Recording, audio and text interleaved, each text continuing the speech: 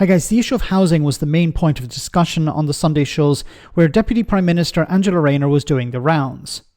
The questions were pretty terrible, and the current state of journalism at outlets like Sky News has really taken a hit. Trevor Philips quizzed the Deputy Prime Minister about the new Labour plan to build 1.5 million homes, but then suggested that most of them will go to immigrants. This is gutter journalism, but unfortunately, Angela allowed herself to fall into the trap. All right, let me ask you about another element of this. On the present densities, you're going to add 3.4 million, or homes for 3.4 million people with your 1.5 million houses.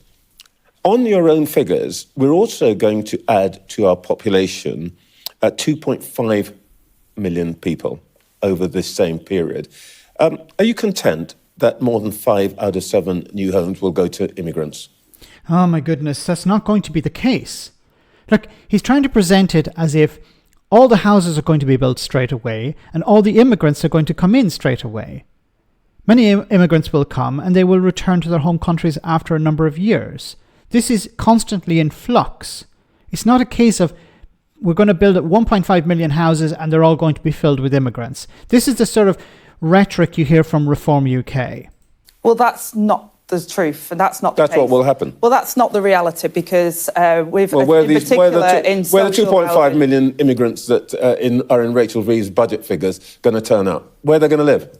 Well, there's plenty of housing in the UK, but the... No. Why did she say that? There isn't plenty of housing. There's an insufficient quantity of houses. There's a lack of housing. There's a housing crisis. What she should have said here is, look, what we're going to do is we're going to put pressure on developers to build the houses that they have planning permission for. See, this is a massive problem. Developers are sitting on properties, sitting on land that has permission to build on, but they're not building on it. Why are they not doing that? Because in some cases they want to flip it. They want to sell it off to make a profit. So what the government need to do is clamp down on that. Force those developers to build those properties, to build those houses. Affordable housing, social housing, regular housing. That's what they need to do first of all. And then, as the houses start to get being built, you can ramp that up and you can start bringing in foreign workers to fill the gaps. It's not a case of everything is going to happen in 1 year. It's going to spread out over a number of years. But to say there isn't a lack of housing was a massive mistake. Houses, especially social hang on. You can't on the one hand say we've got to build this 1.5 million houses and then say there's plenty of housing already.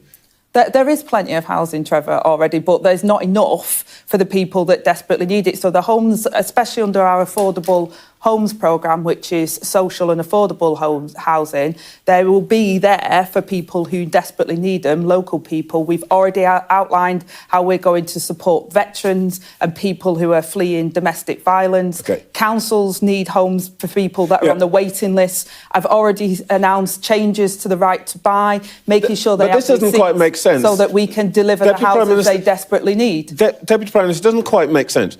You start the interview by telling me that there's a housing crisis. When I remind you that you have said yourselves as a government, we're going to need 2.5 million migrants. Some of them, by the way, people are going to build the houses. Suddenly, there's a lot of housing. Where are these people going to go? Well, Trevor, first of all, when you say about building as well, the previous government did use migrant labour far too much instead of actually building skills here in the UK. I've announced £140 million for new construction hubs so that we can train people here to deliver. Okay, but that's going to take years. I'm not saying it's a bad idea. It's a good idea. Train up British workers to do these jobs. But that's going to take a number of years to you're going to have to set up these hubs. That's going to take some time. You're going to have to involve business. You're going to have to involve training, trainers, teachers, engineers. All sorts of people need to be involved in these hubs. That's going to take time. And then you have to train up the individuals themselves to work in the industry. But between now and then, you're going to have to rely on foreign workers to fill the gaps until those gaps can be filled by British workers. That's all going to take time.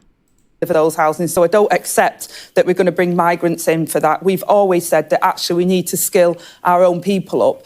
But equally, we need to build the homes that people need. Nobody's had a focus on social housing for a generation, and I'm going to build those homes because far too many people at the moment are waiting on council housing lists, and I've got to fix that.